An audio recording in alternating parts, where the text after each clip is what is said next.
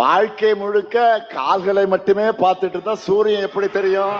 பழனிசாமி அவர்கள பொழுது பார்த்தாலும் பழனிசாமி காலையை பார்க்கிறார். காலை பார்த்தா தாங்க சரியான பாதையில நடக்க முடியும்.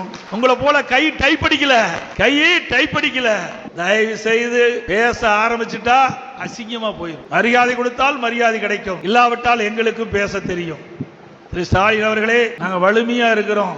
நல்லா புரிஞ்சுங்க, நான் வலிமையா இருக்கிறேன். நீங்க எப்படி இருக்கிறது நாட்டு மக்களுக்கு தெரியும்.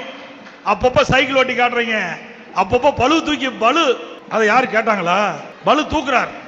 நீ எதுக்கு காட்டுற? மக்களுக்கு சந்தேகம் ஏற்பட்டு விட்டது.